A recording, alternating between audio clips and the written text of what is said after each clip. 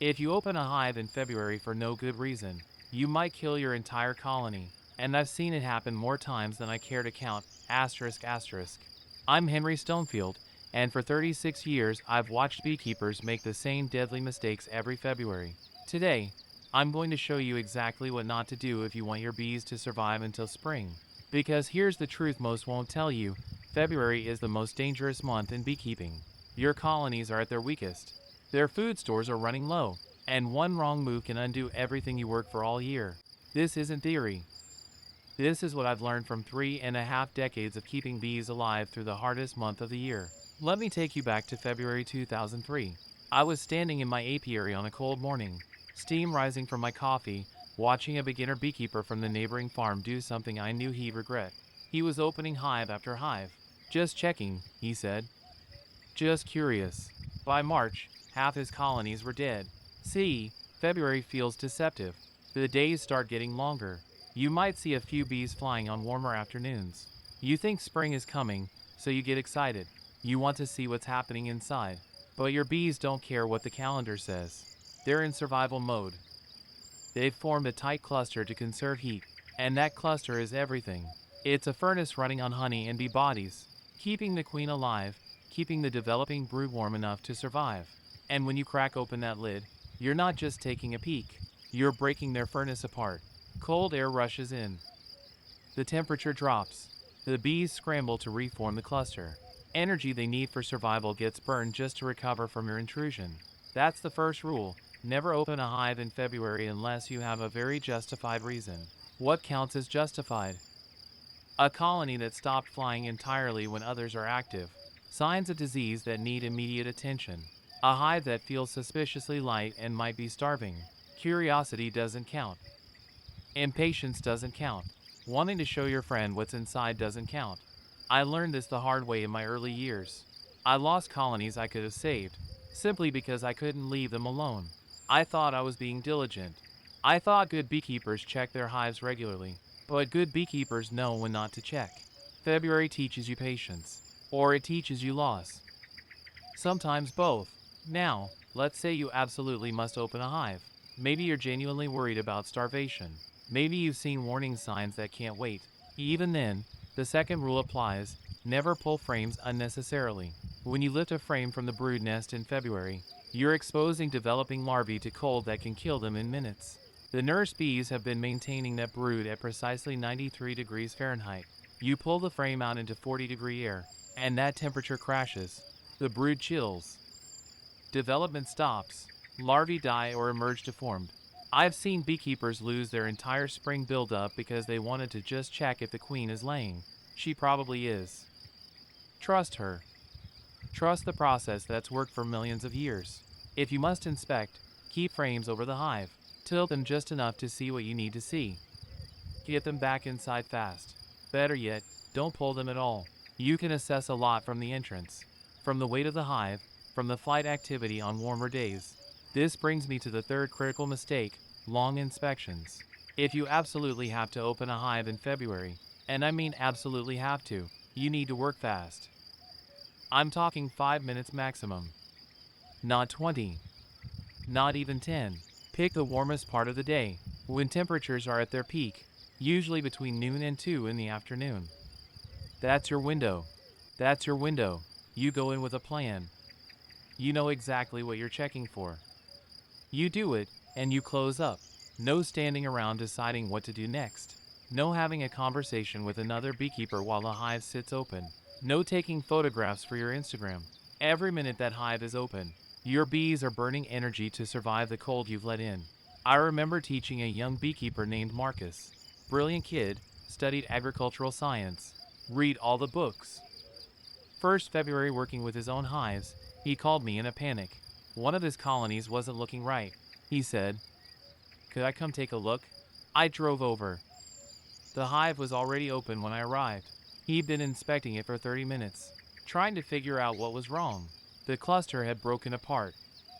Bees were scattered, sluggish, cold. I closed it up immediately, but the damage was done. That colony never recovered. It dwindled through March and died in April. The irony? There was probably nothing wrong with them before he opened the hive. He just convinced himself something was off and went looking for problems. Sometimes the best intervention is no intervention at all. Now here's something I see all the time, especially with beekeepers who've read too much online advice and not spent enough time actually watching bees moving frames around in February. Don't do it! Your bees have arranged those frames in a specific order for a reason. The brood nest is in the center where it's easiest to keep warm. Food stores are arranged around it in a pattern that makes sense to them. When you rearrange frames, you're disrupting that carefully maintained heat map. You might put a frame of honey right in the middle of the brood nest, forcing the bees to work around it. You might move brood to the edges where it's harder to keep warm. I've watched beekeepers with good intentions completely mess up a hive's organization, thinking they were helping. Leave it alone. The bees know what they're doing. This connects to another February mistake that breaks my heart every time I see it, trying to split colonies. February is not the time to make increase.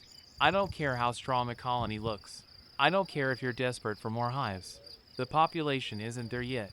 You split a colony in February, and you're creating two weak units instead of one strong one. Neither half has enough bees to maintain heat properly. Neither can build up fast enough. Those splits will struggle. They'll fall behind. Many will fail entirely. I know beekeepers who lost both halves of a February split and ended up with nothing when they could have had one thriving hive going into spring. Patience. Wait until April at the earliest, when population is building and the weather is more forgiving. The same logic applies to introducing new queens. February acceptance rates are terrible. The colony is focused on survival, not on welcoming strangers. The queen you introduce will likely be rejected, killed, or simply ignored. You'll waste money, waste time, and potentially leave a colony queenless going into the most critical build-up period of the year. If you lost a queen in February, let the colony raise their own if they have the resources, or combine them with another colony. Don't try to introduce purchased queens until late March at the earliest. Now let's talk about something that kills more colonies than most beekeepers realize: removing food stores too early. February is treacherous when it comes to food. You might look at a hive and think they've got plenty of honey. Maybe they do. But February is when colonies start expanding their brood nest again. The queen starts laying more. The population begins to grow. That means they're consuming stores faster than they were in January. And here's the thing about February weather: it lies to you. You'll get a few warm days. Bees will fly. You'll think winter is over. Then a cold snap hits. Temperatures plunge. The bees cluster tight again. They can't get to food that's only a few frames away because moving through the cold would kill them. I've opened dead hives in March that had honey on the outer frames. The cluster starved right next to food they couldn't reach. So unless you're absolutely certain a hive has excess stores, more than they could possibly need, don't touch their honey in February. And if you do need to feed, here's another mistake: feeding liquid syrup when it's cold. Cold syrup can ferment. It can chill the hive. Bees struggle to process it in low temperatures. If you must feed in February, use solid feed. Fondant, candy boards, dry sugar with a moisture source. Something they can consume without creating excess humidity or cold liquid inside the hive. I prefer fondant. Mix up a batch. Let it set. Place it right over the cluster where they can access it easily. It's saved colonies for me more times than I can count. But here's what's even better: making sure they went into winter with enough stores in the first place. February feeding is emergency management. It's not the plan. The plan is proper autumn preparation. Another mistake I see constantly: removing winter protections too early. Your windbreaks, your insulation, your entrance reducers. They're still doing their job in February. Don't take them off because you had a few warm days. I'm in a climate where February can swing from 50 degrees one day to 20 degrees the next. Those protections buffer against that variability. The bees inside need stable conditions.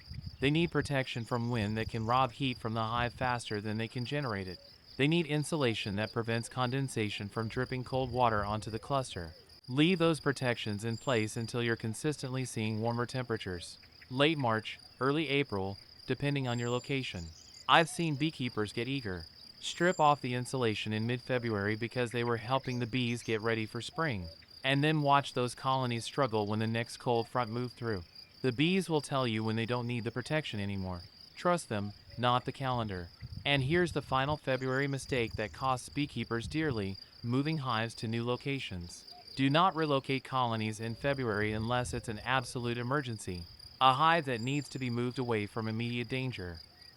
That's it. Moving creates massive stress. The bees lose their orientation. They have to relearn their surroundings. They burn energy adjusting instead of using it to build up population.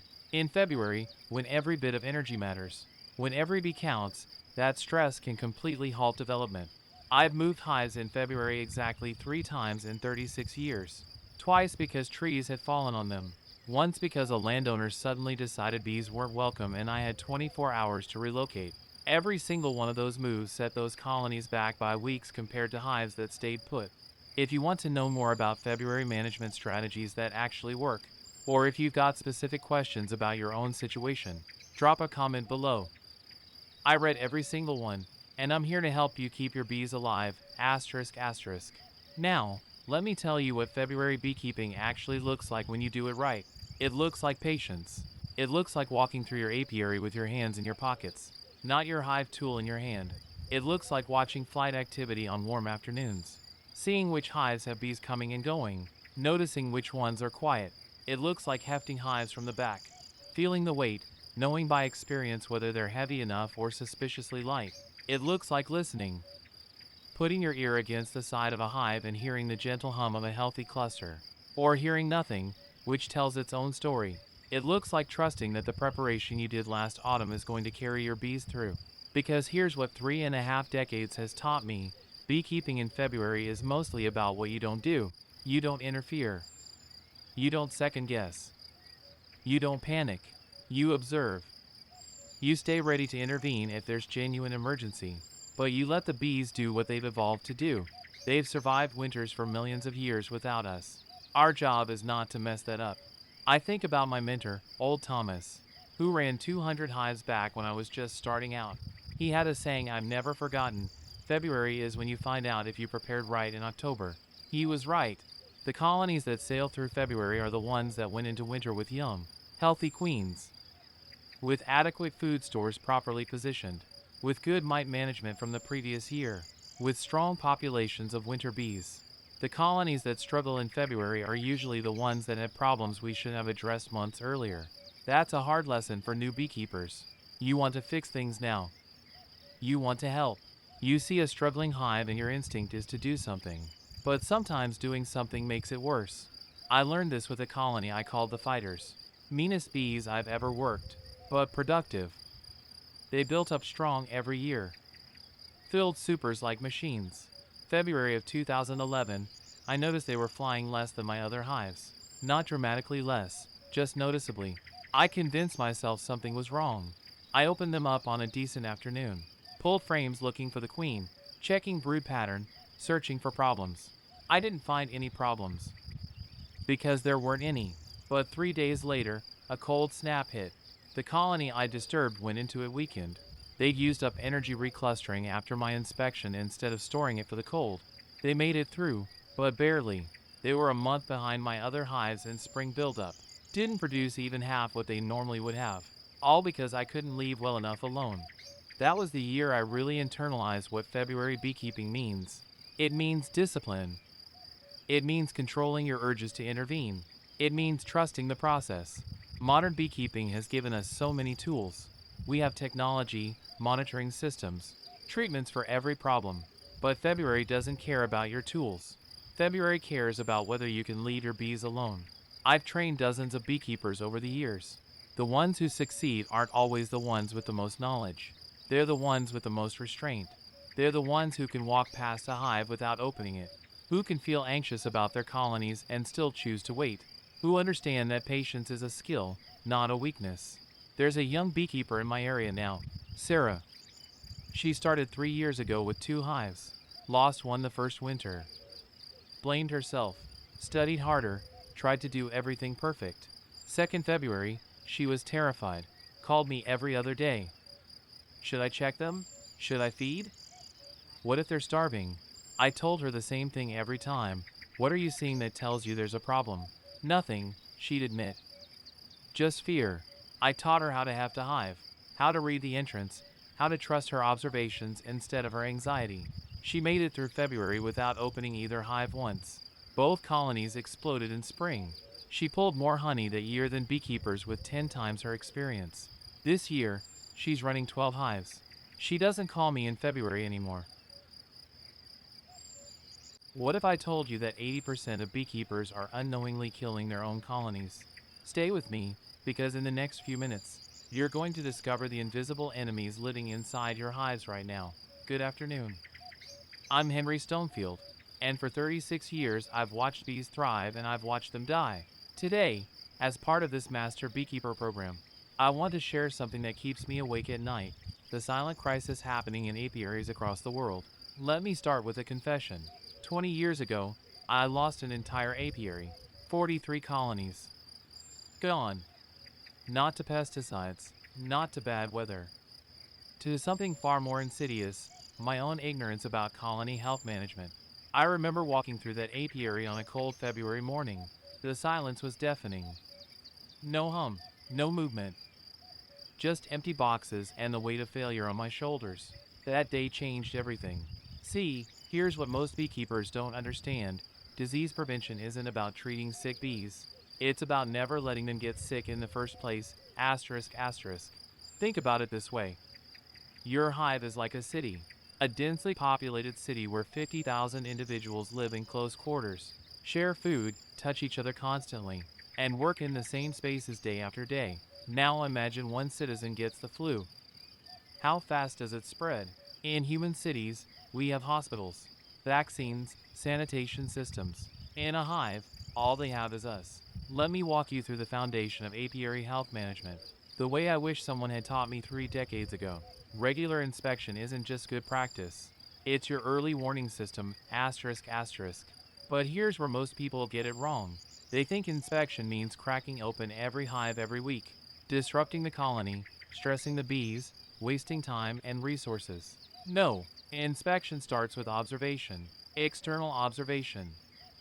I spend the first hour of my apiary visits just watching the entrance, the flight patterns, the undertaker bees removing the dead, the pollen coming in or not coming in. You can read a colony's health from 6 feet away if you know what to look for. Weak, stumbling bees crawling on the landing board? That's your first red flag.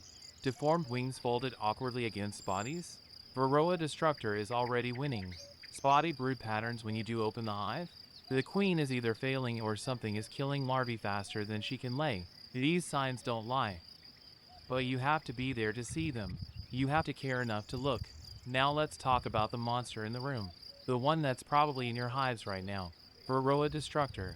This mite, this tiny parasitic nightmare, has done more damage to global beekeeping than every other disease combined. And yet, I still meet beekeepers who treat it like an afterthought. Listen carefully, Varroa management is not optional. It is the cornerstone of modern apiculture, asterisk, asterisk. But here's the thing, you can't fight what you can't measure. You need to know your mite load. Not guess. Not assume.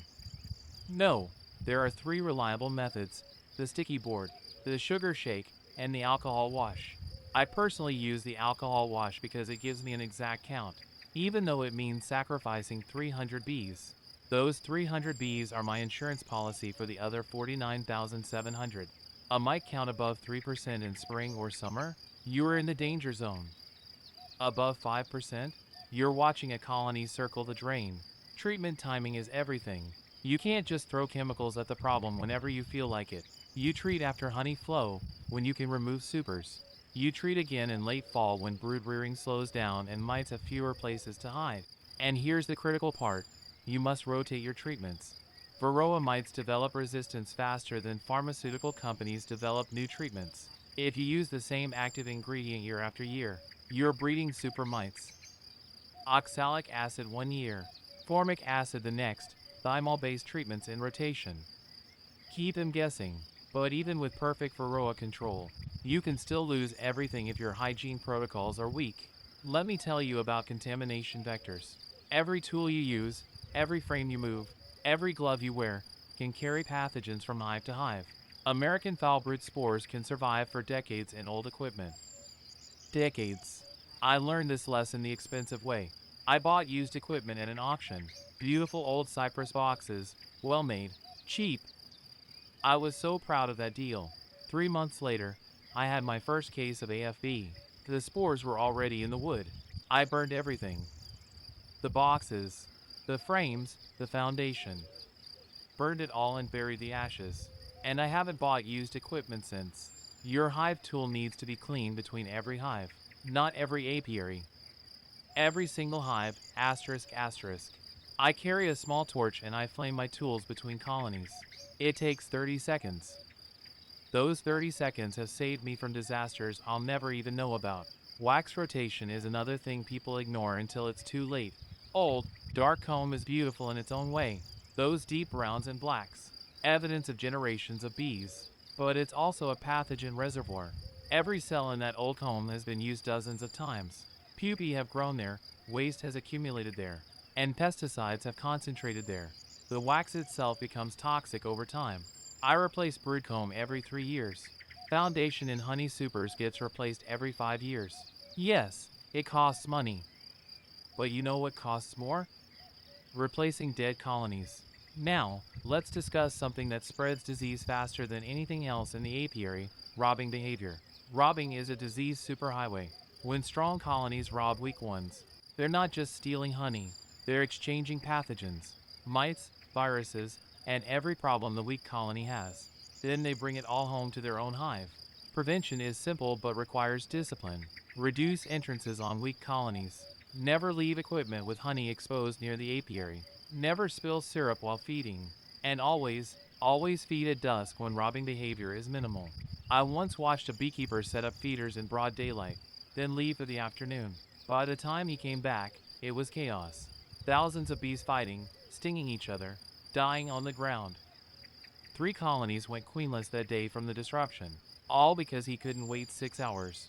Nutrition is the immune system of the superorganism. A poorly fed colony is a vulnerable colony. It's that simple. You cannot starve bees and expect them to fight off disease. Their immune response requires protein, requires carbohydrates, requires resources. Check your hive weights in late summer. If they're light going into fall, you're setting up for disaster. A colony needs 50 to 60 pounds of honey to make it through winter in most climates, more in colder regions. And if you're supplementing with syrup or pollen substitute, quality matters. I've seen supplements contaminated with antibiotics, with pesticide residues, with who knows what. Buy from reputable suppliers or make your own. Speaking of antibiotics, let's address the elephant in the room: foulbrood. American foulbrood and European foulbrood are not the same disease. They don't act the same, and they don't get treated the same. American foulbrood is a death sentence. There is no cure. The spores persist forever. If you confirm AFB in your hives, you need to follow your local regulations, which in most places means burning the colony and sterilizing or destroying the equipment. I know this sounds harsh. I know it's heartbreaking, but AFB doesn't care about your feelings. It will spread to every hive in your apiary, then to your neighbor's apiary, then across the county. European foulbrood is different. It's stress-related, often appears during dearth, and strong colonies can sometimes overcome it on their own. But you still need to know which one you're dealing with. Learn to recognize the signs. The ropey brown larvae in AFB. The scattered, twisted larvae in EFB. The smell, that distinctive sour smell that experienced beekeepers can detect before they even open a hive. And here's something critical: if you're not sure, don't guess. Send samples to a diagnostic lab, asterisk asterisk. Misdiagnosis leads to wrong treatments, which leads to worse outcomes. I've seen beekeepers treat for EFB when they had AFB, spreading spores throughout their entire operation while thinking they were solving the problem. Now let me talk about something that doesn't get enough attention: biosecurity at the apiary level. Every time you introduce new bees into your operation, you're rolling the dice. That package, that nuke, that swarm you caught, they're all potential disease vectors. I don't care how reputable the supplier is. I don't care if it's your best friend's bees. Quarantine new colonies for at least 30 days. Set them up away from your main apiary. Monitor them closely. Check for mites. Check for disease. Check for everything. Only after they prove themselves healthy do they join the main operation. And never, ever buy bees from someone who can't provide health documentation. I don't care how good the price is. The same principle applies to equipment exchange. Don't borrow frames from other beekeepers. Don't lend yours out. Don't share extractors without thorough sanitization. Every exchange is a risk. I remember a regional beekeeping meeting where someone suggested we all share equipment to save money. Nice idea in theory. In practice, it would have been an epidemiological nightmare. Let's talk about something positive now, the power of strong colonies. A strong colony is your best defense against everything. Strong colonies can fight off diseases that would kill weak ones. They can handle higher mite loads longer. They can resist robbing. They thermoregulate better. They overwinter better. They produce more. Everything about beekeeping gets easier when your colonies are strong. So how do you keep colonies strong? It starts with the queen. A young, productive queen is non-negotiable. I requeen every colony every 2 years. No exceptions. Some beekeepers push their queens for 3, 4, even 5 years. Those are the same beekeepers who wonder why their colonies struggle.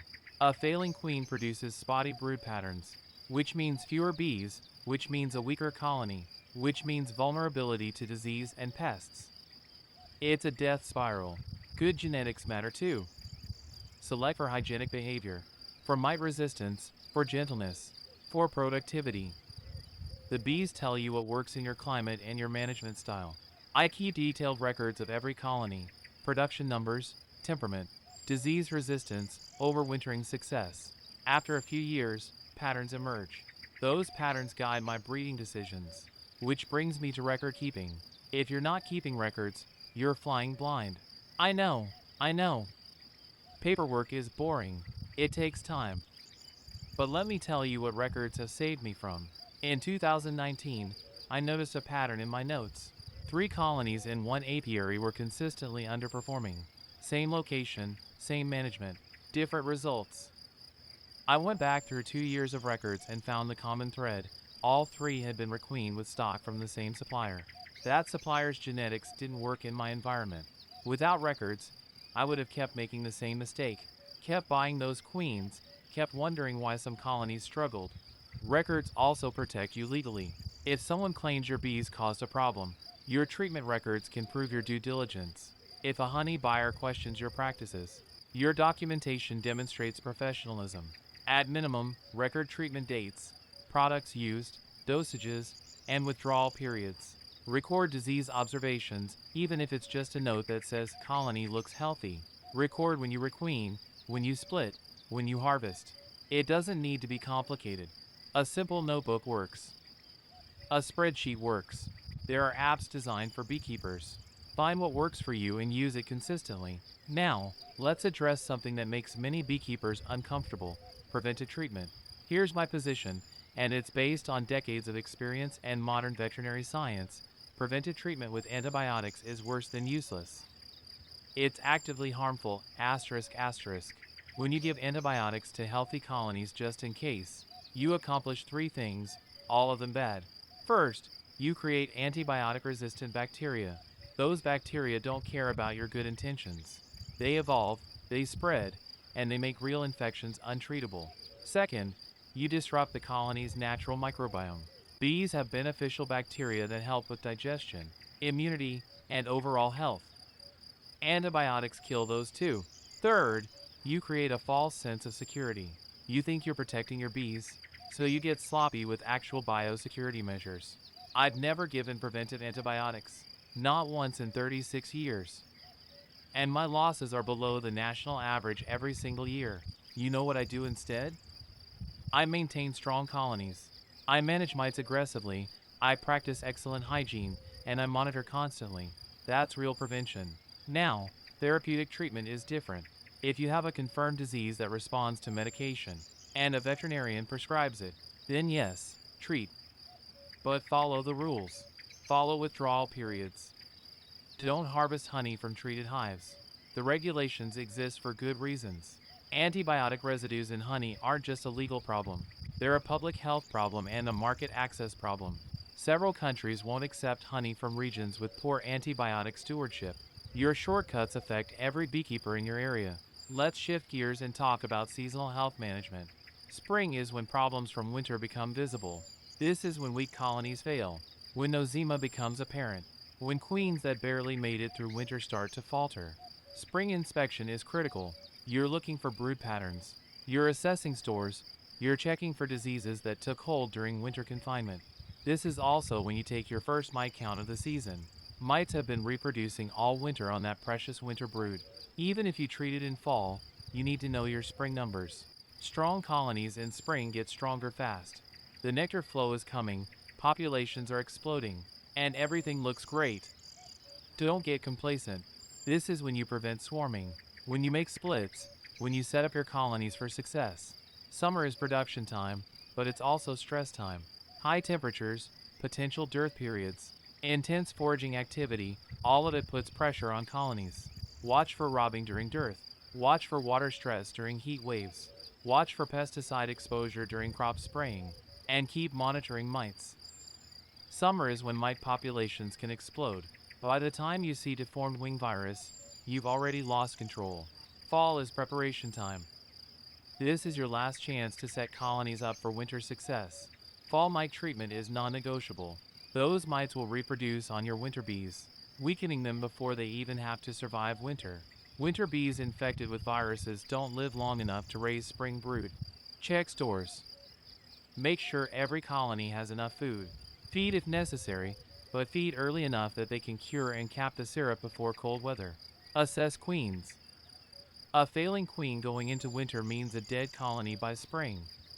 Requeen or combine. Reduce entrances to help colonies defend against robbing and mice. Mouse guards go on before the first frost. Winter is waiting time. Don't disturb colonies unless absolutely necessary, but do monthly external checks. Clear snow from entrances. Listen for the hum of the cluster. Watch for signs of problems. A dead colony in January still has salvageable equipment. A dead colony discovered in April is covered in mold and wax moths. Now, here's where most beekeepers fail. They don't connect the dots between seasons. Spring problems come from fall management. Summer losses come from spring decisions. Winter mortality comes from everything you did or didn't do all year. Beekeeping is a continuous cycle, not a series of isolated events. Let me tell you about integrated pest management, because this is where modern apiculture is heading. IPM isn't just about varroa. It's a holistic approach to colony health that combines multiple strategies, cultural practices, mechanical controls, biological controls, and yes, chemical treatments when necessary. Cultural practices include things like drone brood removal. Varroa mites preferentially infest drone cells. By removing drone brood at the right time, you remove thousands of mites without using any chemicals. Mechanical controls include screen bottom boards that let fallen mites drop out of the hive instead of climbing back onto bees. Biological controls include selecting for hygienic behavior, where bees detect and remove diseased or parasitized brood before problems spread. And chemical controls, used judiciously and rotated properly, are still part of the toolkit. The key word is integration. No single method solves everything, but combined, they create a system that keeps colonies healthy with minimal intervention. I use drone brood removal in spring. I use screen bottom boards year-round. I select for hygienic queens. And I still treat with organic acids when mite counts demand it. This isn't about being natural or organic or chemical-free. It's about being effective, asterisk asterisk. Some beekeepers get ideological about treatments. They refuse to use anything synthetic, even when their bees are dying. That's not stewardship, that's negligence. Other beekeepers reach for chemicals at the first sign of any problem. That's lazy and creates resistance. The right approach is somewhere in between. Monitor constantly. Intervene when necessary, use the least disruptive method that works, and always have a plan. Speaking of plans, let's talk about emergency response. You need a plan for disease outbreaks. You need to know, right now, before there's a problem, what you'll do if you find AFB. What you'll do if mite levels spike. What you'll do if half your colonies die over winter. Who will you call? Your local bee inspector? A veterinarian? An experienced mentor?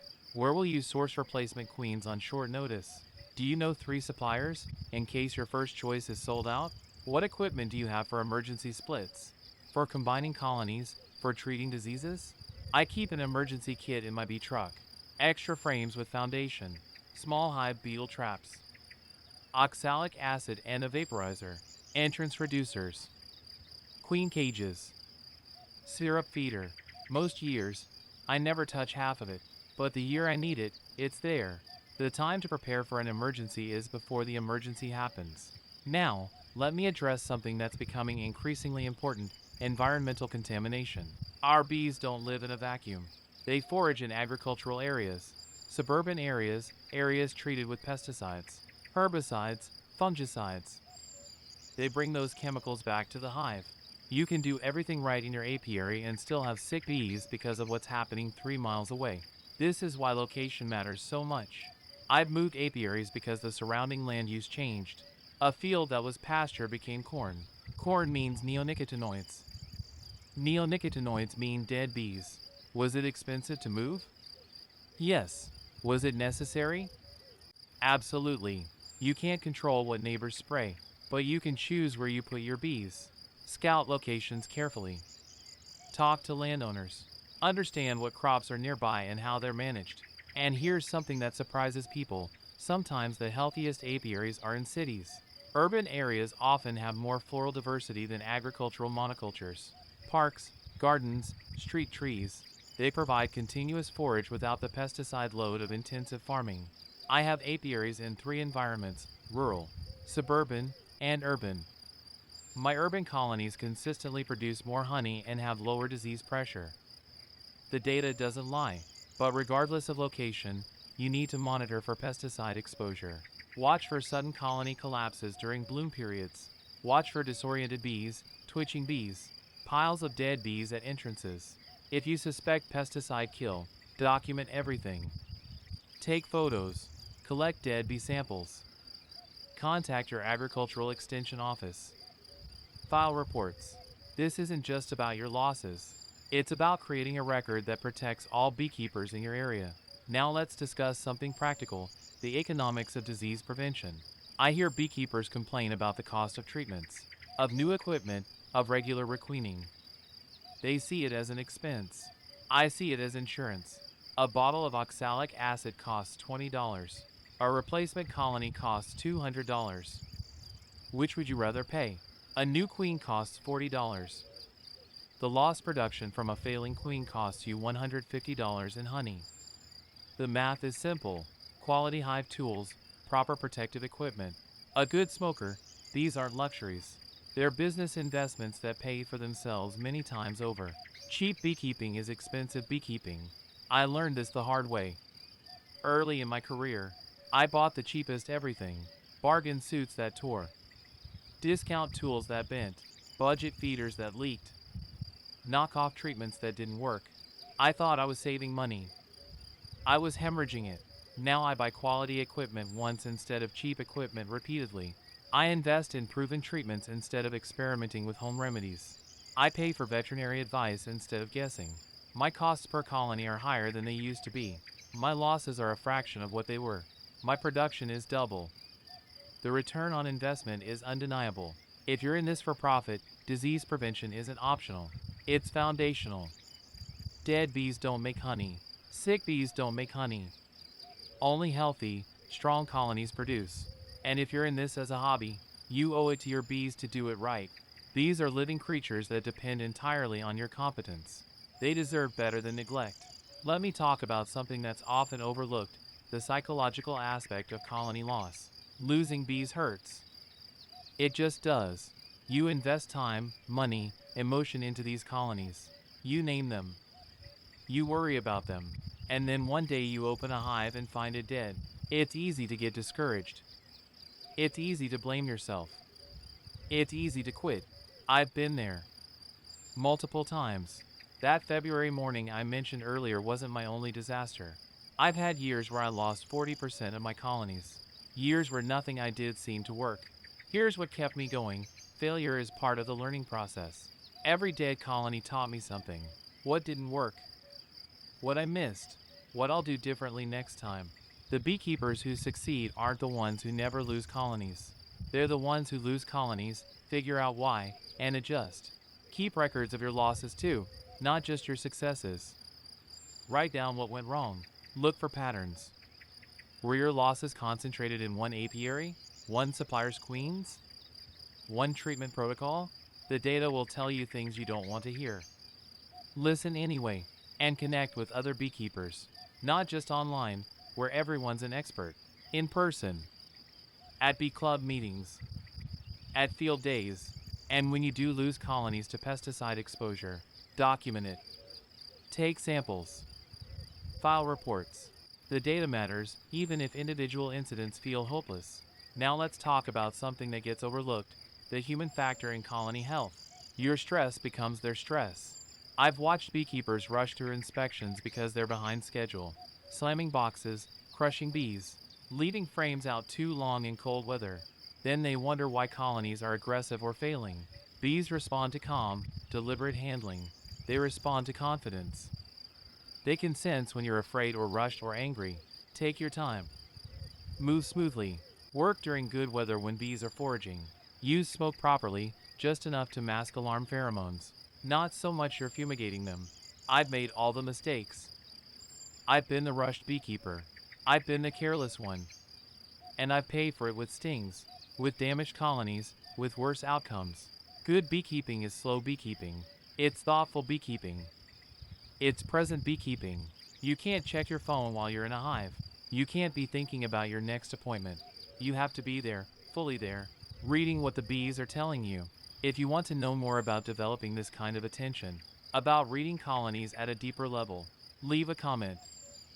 I want to hear about your experiences, your challenges, your questions. What's the hardest part of health management in your apiary? Asterisk asterisk. Let me tell you about one of my biggest failures. Because failures teach more than successes. About 8 years ago, I was managing 200 colonies across 5 apiaries. I thought I had systems. I thought I was on top of everything. Then I missed something obvious. One apiary, 40 colonies, started showing signs of stress. Lower production, increased aggression, higher than normal losses. I blamed the forage. I blamed the weather. I blamed everything except my own management. It took me 3 months to figure it out. Those colonies were being exposed to contaminated water. There was a drainage ditch nearby, runoff from a golf course, full of fertilizers and pesticides. 3 months. 40 colonies struggling, all because I didn't think to check their water source. I moved that apiary within a week of figuring it out. Most of the colonies recovered. Some didn't. And I learned a lesson that now seems obvious. Bees need clean water just like they need clean forage. Now I scout water sources before I place an apiary. I provide water if natural sources are questionable. It's one more thing to manage, but it matters. The lesson isn't about water specifically. The lesson is about assumptions. I assumed the problem was something I was actively managing, when it was something I never thought to check. What assumptions are you making right now? What are you not checking because you think it's fine? Asterisk asterisk. Let's discuss record interpretation. Because data without analysis is just numbers. Your tracking might count. Good, but are you seeing the trends? Are you noticing that one apiary always has higher counts than others? That tells you something about that location. Are you seeing seasonal patterns? Mite spikes in late summer are normal, but if your spike in June, something's different about your environment.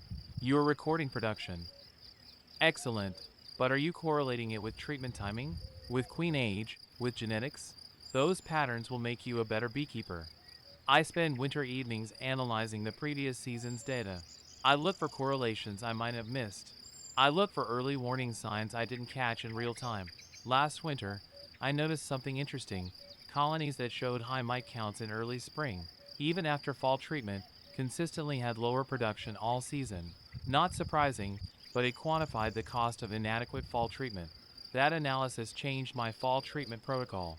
I now treat earlier, more aggressively, and I do a follow-up count in December. One simple observation. One change.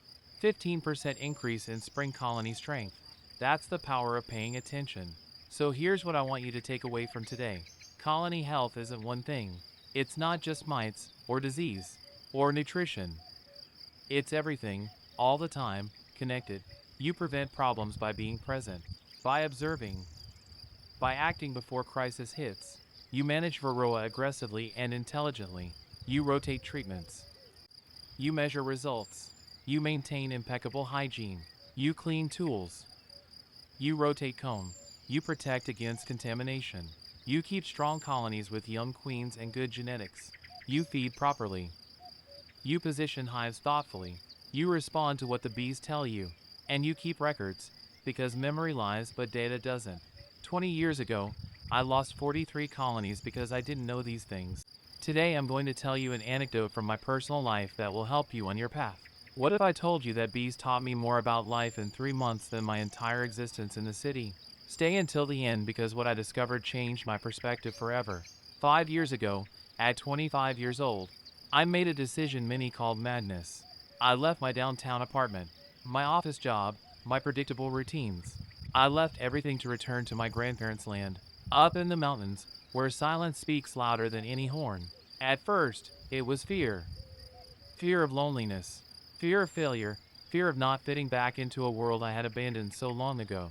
But there was something stronger than fear, the need to reconnect with something real, something that beat at the same rhythm as my heart. The first days were about adaptation.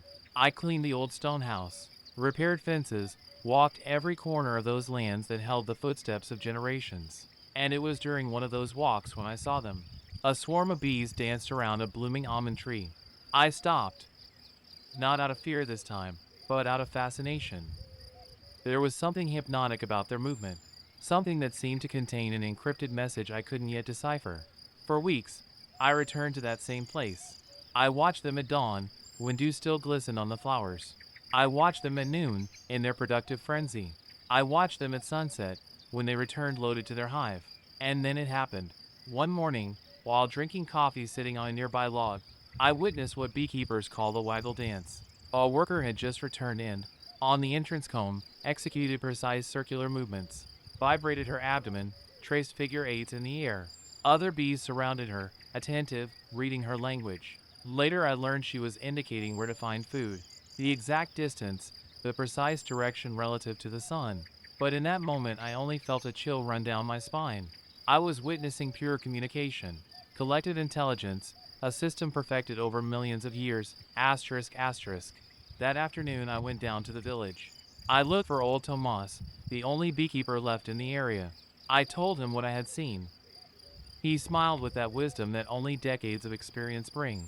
3 days later, Tomas appeared at my door with a wooden box, his patched beekeeper suit, and infinite patience. That's how my real education began. He taught me to read the weather in the clouds, to understand the cycle of flowers, to listen to the hum of a healthy hive. He taught me that beekeeping isn't about extracting honey, but about creating conditions for bees to thrive. That our role is that of guardians, not owners. The first time I opened a hive, my hands trembled inside the gloves. Smoke from the smoker rose slowly, calming the guards. And when I lifted the first frame, what I saw took my breath away. Thousands of bees working in perfect synchrony. Each one knew exactly what to do. Nurse bees feeding larvae, builders raising perfectly hexagonal wax cells, fanners regulating temperature and humidity, foragers arriving loaded with pollen. It was a functional city, a complete organism, a miniature democracy where each individual sacrificed its own interest for the common good. And there, with the afternoon sun gilding the wax frames, I understood why I had returned. I hadn't fled the city. I had come looking for this purpose, connection, belonging to something greater than myself. The following months were of intense learning. Each mistake cost me dearly, not in money, but in the lives of bees that depended on my decisions. I learned to detect diseases, to prevent varroa without aggressive chemicals, to understand when a hive needed more space or when it was preparing to swarm. But above all, I learned to observe. Bees are silent teachers.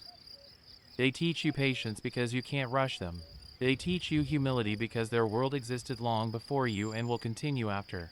They teach you about interdependence because without flowers there are no bees. Without bees there's no pollination. Without pollination there's no food. One spring day, while checking the hives, I noticed something strange. One of them, the one I called Aurora, had less activity.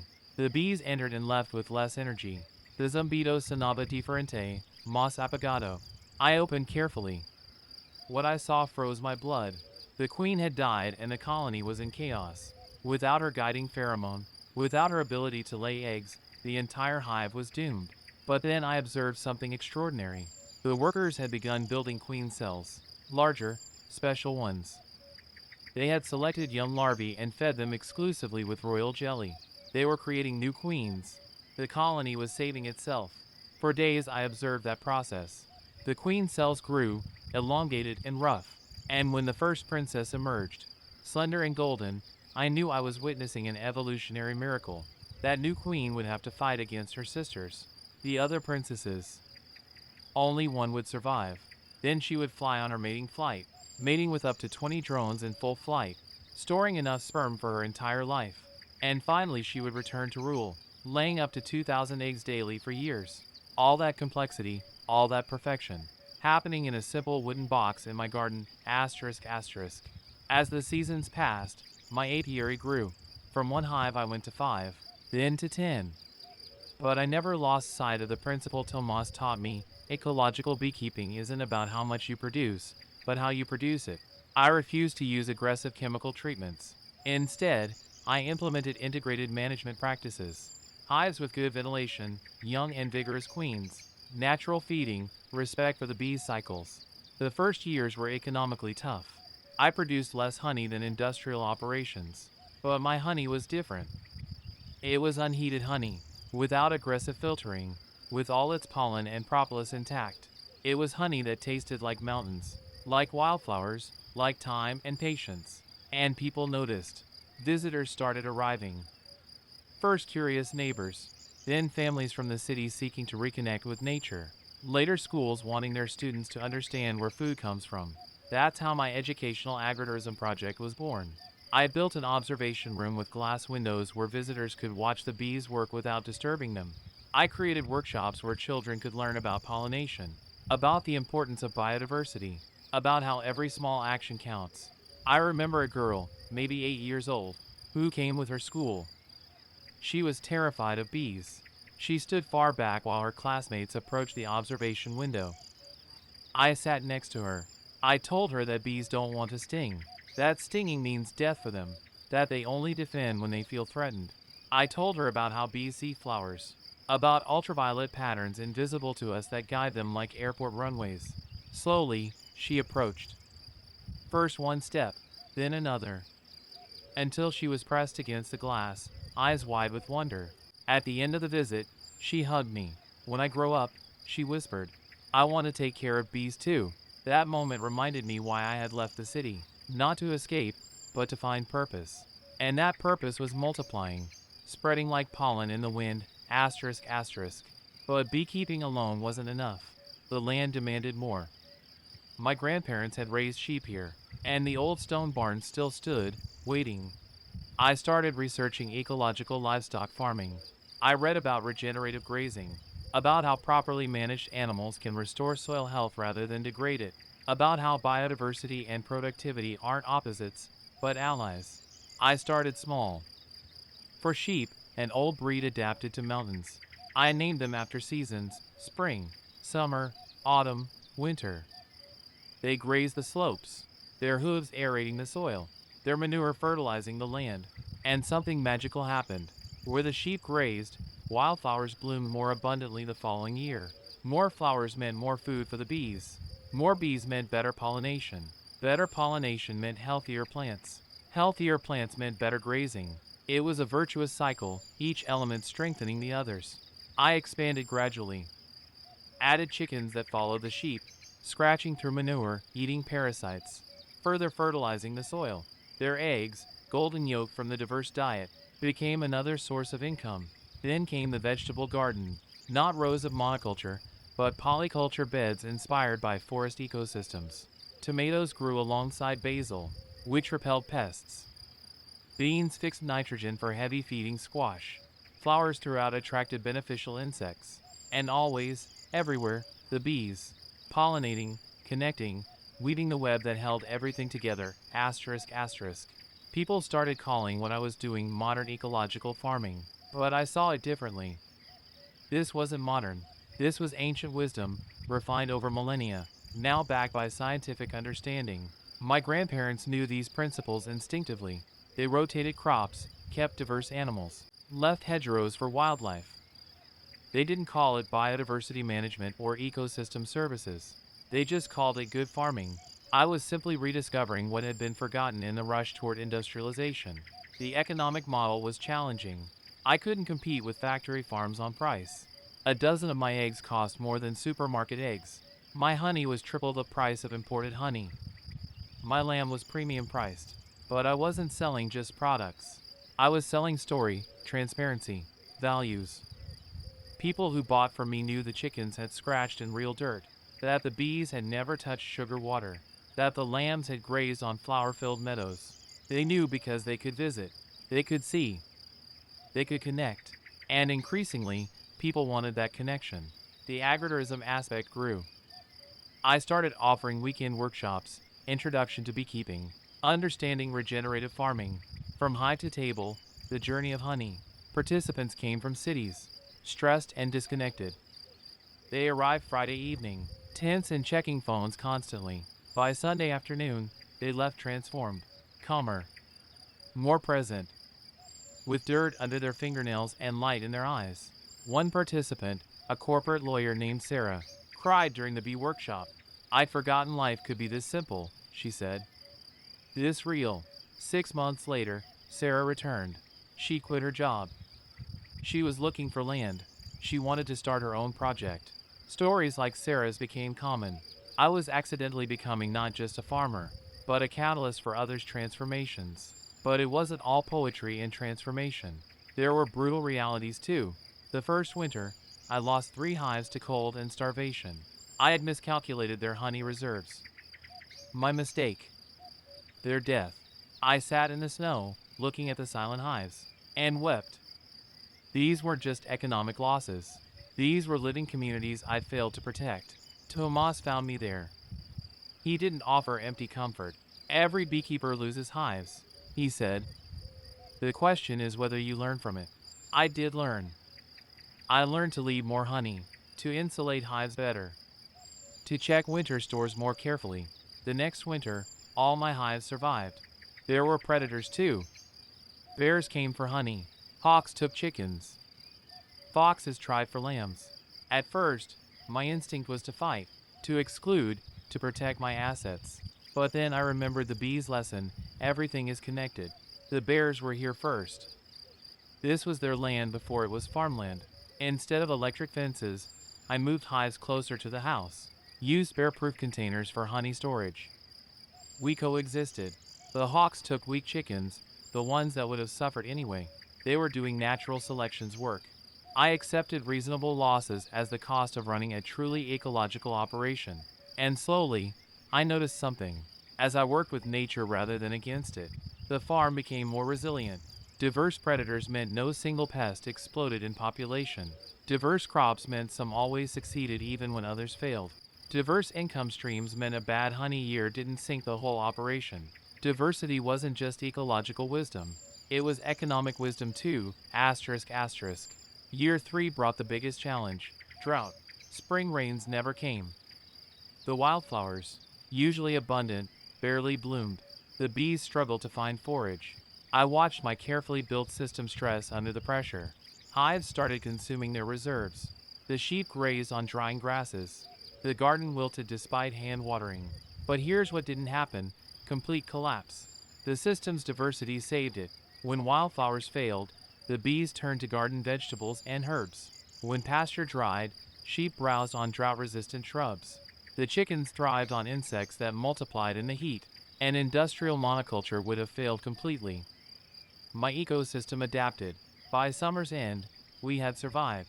Production was down 40%, but we survived. And the experience taught me more than any abundant year could have. It taught me that resilience isn't about preventing all stress. It's about building systems that can absorb stress and recover.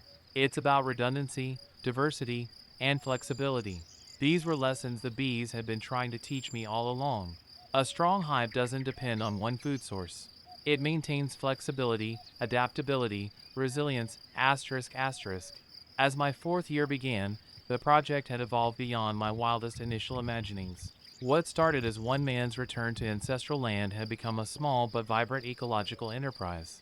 I employed 2 part-time workers, both young people from the village who'd been considering leaving for city jobs.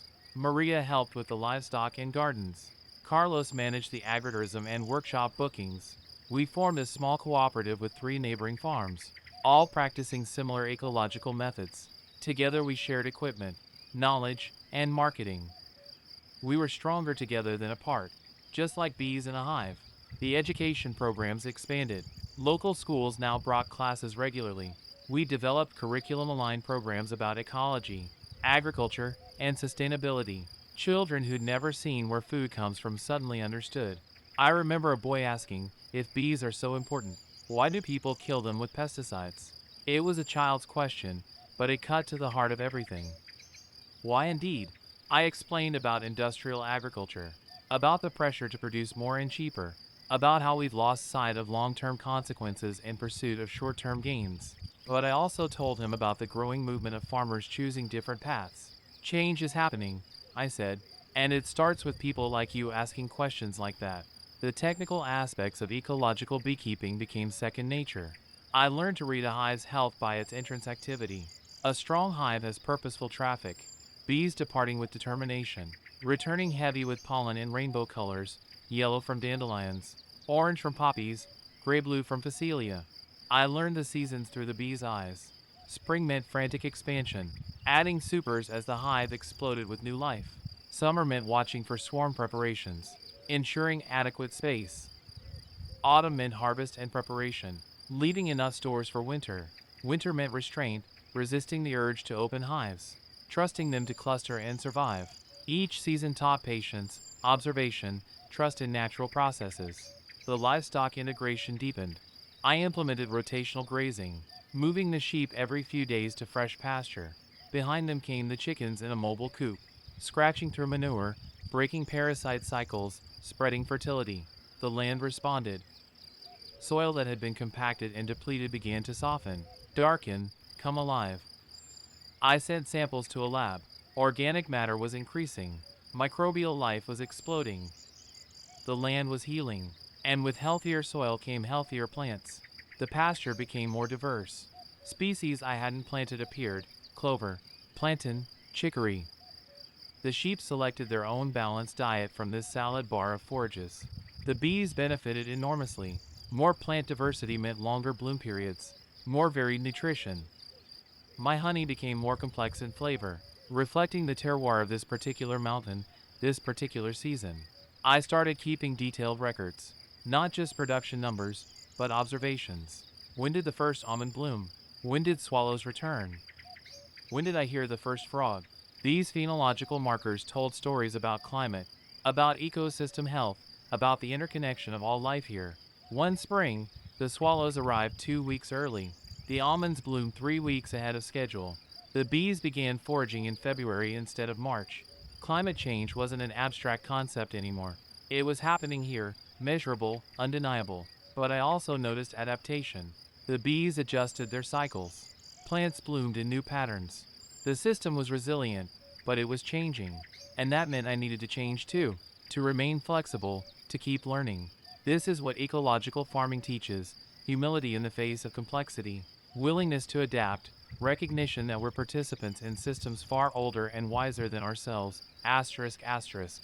The workshops evolved. Initially, I focused on technical skills: how to light a smoker, how to identify queen cells, how to extract honey. But I realized people needed something deeper. They needed to understand the why, not just the how. So I started teaching systems thinking. I'd take groups on walks through the farm, showing how everything connected: the composting chickens, the pollinating bees, the fertilizing sheep, the nitrogen-fixing clover, each element serving multiple functions, each function supported by multiple elements. This is resilience, I'd explain. This is how nature works. And this is how we can work with nature instead of against it. People got it. I could see the moment of understanding in their eyes. That shift from seeing separate things to seeing relationships, patterns, wholes. One participant, an engineer named David, stayed after a workshop. This is systems engineering, he said, but applied to living things. It's brilliant. He returned a month later with his teenage daughter. I want her to see this, he said. I want her to know there are other ways to live, to work, to be in the world. That's when I realized my real product wasn't honey or eggs or lamb. It was hope. It was proof that alternatives exist, that another world is possible. Asterisk asterisk. The cooperative grew. 5 farms now, all within 10 kilometers. We shared a commercial kitchen for value-added products. We coordinated planting so we could offer continuous vegetable boxes to subscribers. We pooled resources for a shared tractor, a shared honey extractor, shared market stalls. We met monthly, sharing knowledge, solving problems collectively. When one farm had a livestock emergency, others provided help. When someone experimented with a new technique, everyone learned from the results. It was the opposite of competition. It was collaboration, mutual support, collective resilience, just like a bee colony. In fact, I often thought about how much human economic systems could learn from bees. Bees don't hoard. They share resources freely within the hive. They communicate openly about opportunities and threats. They make decisions collectively. They prioritize the health of the whole over individual gain. What if our economy worked that way? The question haunted me. Because I've seen both systems, the competitive, extractive, individualistic economy of the city, and this collaborative, regenerative, collective economy of the cooperative. I knew which one felt more human, more sustainable, more aligned with life itself. Year 5 brought unexpected recognition. A regional sustainable agriculture network invited me to speak at their annual conference. Me, a former office worker with 5 years of farming experience, speaking to career farmers. I almost declined. What did I have to teach these people? But then I thought about the visitors who transformed, about Sarah who quit her corporate job, about the engineer who wanted his daughter to see alternatives. Maybe my perspective as someone who crossed from one world to another had value. The conference was in the capital, 3 hours away. I hadn't been to a city since I'd left 5 years before. Driving in felt surreal. The noise, the crowds, the concrete, the speed. How had I lived like this? My talk was scheduled for late afternoon. All day, I attended sessions, listened to researchers discussing soil microbiology, farmers debating policy, activists presenting climate data. The knowledge was impressive, but something felt missing. Then I realized what it was: emotion. Everyone spoke from their heads, not their hearts. Facts and figures, strategies and solutions, but no soul, asterisk asterisk. When my turn came, I didn't use the slides I'd prepared. I told my story instead. The bees dancing, the hive opening for the first time, the dead colonies in snow, the girl who overcame her fear, the land healing under careful stewardship. I spoke about fear and courage, about loss and learning, about connection and purpose. I spoke about how the bees had saved me as much as I'd saved them. The room was silent. Then someone started clapping. Then everyone. People approached afterward with tears in their eyes. "Thank you," a young woman said. "I've been thinking about quitting my job and starting a farm, but I was afraid." "You showed me it's possible." An older farmer gripped my hand. "I've been farming 40 years," he said. "Conventional methods. But I'm tired of fighting the land. What you described, that's how my grandfather farmed. Maybe it's time to remember." That night, driving home through dark mountains, I understood something profound. The real revolution isn't just in the methods. It's in remembering that farming is relationship, not domination. It's partnership with life, not warfare against it, asterisk asterisk. The farm continued evolving. Word spread after the conference. Journalists visited, wrote articles. A documentary filmmaker spent a week filming. The attention was flattering but also uncomfortable. I didn't want to be a personality. I wanted the ideas to spread, not my face. But I learned to use the platform. Every interview, every article, I emphasized the same points. Ecological farming isn't just possible, it's necessary. It's not about going backward. It's about going forward with ancient wisdom. It's not sacrifice, it's fulfillment. The waiting list for workshops grew to 6 months. I could have expanded, hired more staff, built more infrastructure. The business consultant I'd hired suggested exactly that. "Scale up," he said. "Franchise the model. You could have 10 farms operating under your brand within 2 years." I thought about it. More farms meant more ecological land management, more people trained, more impact. But something felt wrong. That evening, I sat with my hives at sunset, watching the last foragers return. The bees didn't scale up recklessly. They swarmed when ready, split naturally, maintained right-sized colonies. Growth, Yes, but organic growth, sustainable growth. I declined the franchise model. Instead, I focused on deepening rather than expanding. Better workshops, more thorough training, stronger support for graduates who wanted to start their own projects.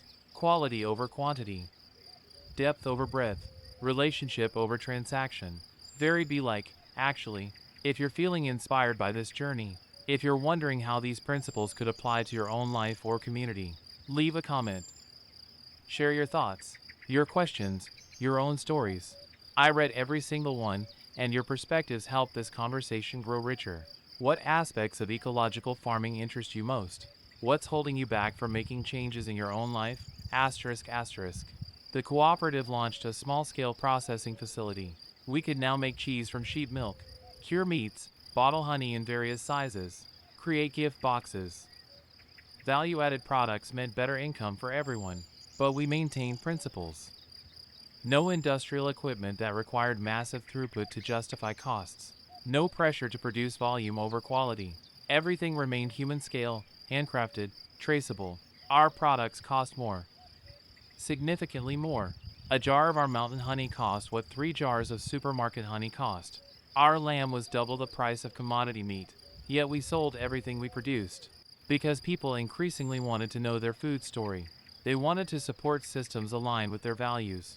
They were willing to pay for transparency, for ecology, for animals treated with dignity. This gave me hope. Not everyone could afford our prices, and that troubled me. But the fact that a market existed at all, that people valued these things enough to prioritize them in their budgets, suggested shifting consciousness.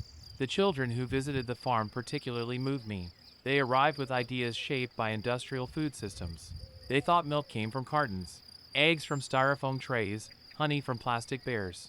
Watching their faces when they saw a chicken lay an egg, when they tasted honey straight from the comb, when they bottle fed an orphan lamb, those moments were priceless.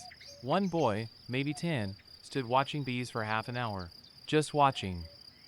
In an age of screens and constant stimulation, he stood perfectly still, mesmerized by the dance of life. His mother approached me. He has ADHD, she whispered. I'd never seen him this focused. Nature heals. Not just land, but people. The bees taught me that. They taught me that we're not separate from nature, struggling to fit in. We are nature, and when we remember that, we come home to ourselves, asterisk asterisk. The seasons cycle now with familiar rhythm. 5 years have become a lifetime of learning. The scared 25-year-old who arrived here barely recognizes himself in the mirror. My hands are callous now.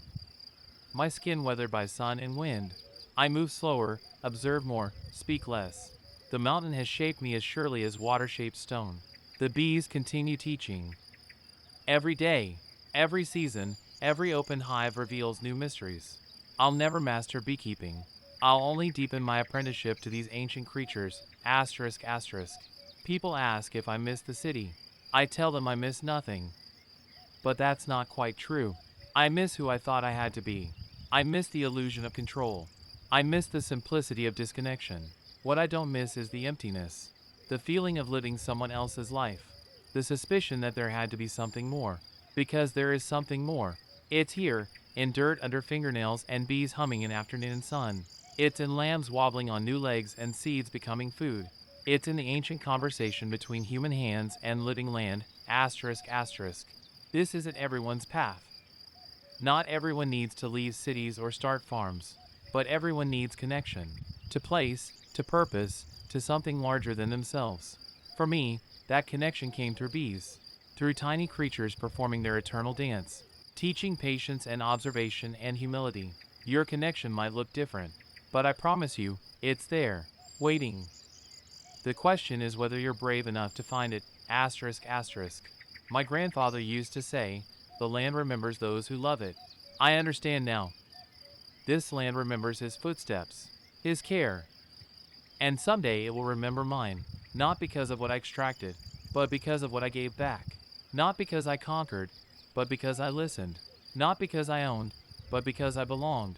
Thank you for staying until the end of this journey. If this story resonated with you, if it sparked questions or inspired ideas, please share your thoughts in the comments. I want to hear your stories too. What's your relationship with nature? What small step could you take toward deeper connection? Your voice matters in this conversation. Asterisk asterisk. The sun sets behind the mountains now. The last bees return home, heavy with pollen. Tomorrow they'll dance again, sharing maps to flowers, continuing their work of holding the world together. And I'll be here, their student, their guardian, their partner in the ancient work of keeping life alive. This is what it means to not fear living in the field. Not running from something, but running toward everything that matters.